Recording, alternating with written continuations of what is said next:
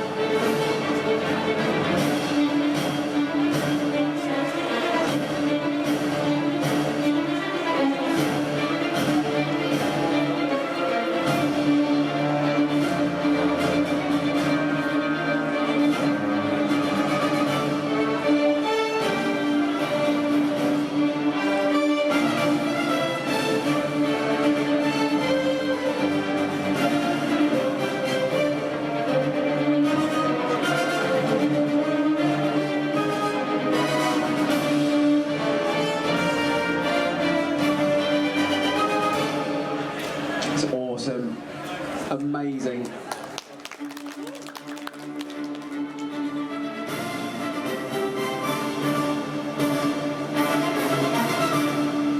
we go. Thank you.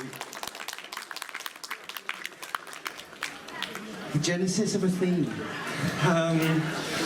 Well, that's a good question. This one, the things I was thinking about, you know, so you got 5 Guardians, you got this sense of friendship, this sense of togetherness, but they're also bickering all the time as well and taking the nick out of each other.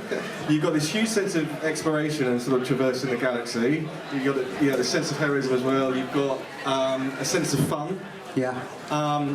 So I wanted to kind of get all of those elements into that theme. That was what I was thinking about. You know, it didn't need to be too dark, too light, somewhere in the middle.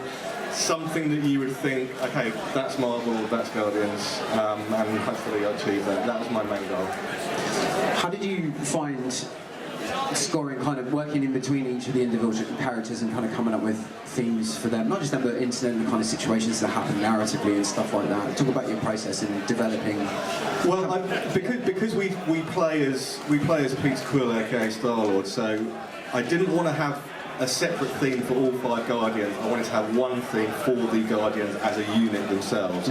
But I identified when I was reading the scripts and looking through the storyboards, there's 2 wonderful opportunities for other characters. So I think in the game itself, there's probably about 4 or 5 main themes, but the Guardians theme is the main one. There's one that I would like to show you in a second.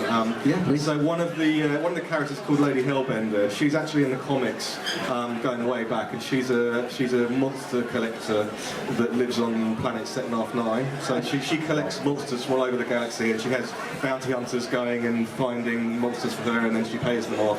Yeah. And we encounter her fairly early on in the game, and we're not sure whether she's friend or foe at the time. Yeah. And her look is she's pretty tall. She's got to be 6.5 foot tall and quite very strong looking. She's got this very cool costume, and she's pretty tough.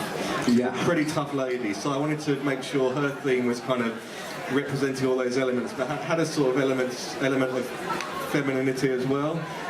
So I chose to use a choir, and the choir actually, they're singing in a made-up language, but it's actually based on Cree.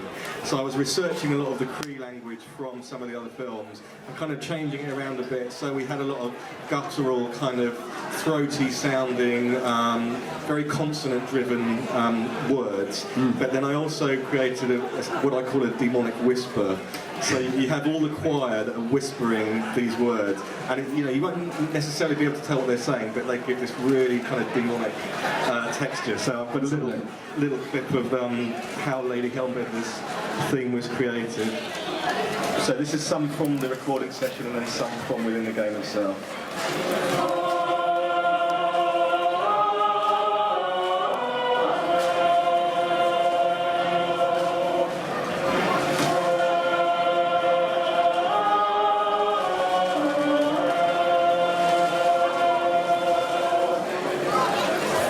The second element of Lady Hellbender's theme is a whispering chant effect that I recorded with the choir. I wrote original lyrics by combining guttural sounding phonetics, giving a strong and haunting effect. Let's have a listen to the choir performing this whisper chant.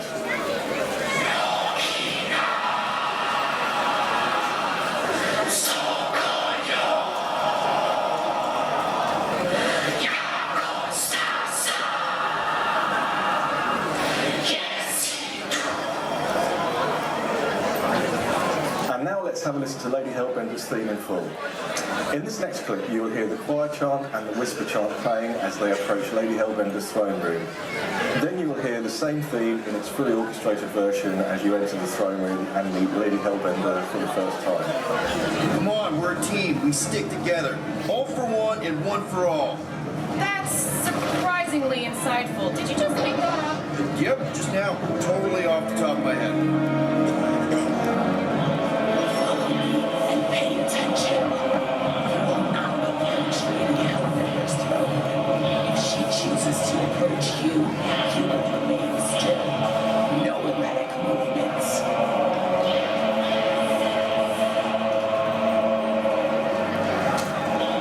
I am humble, and I please competencies. Spare your empty-handed apologies.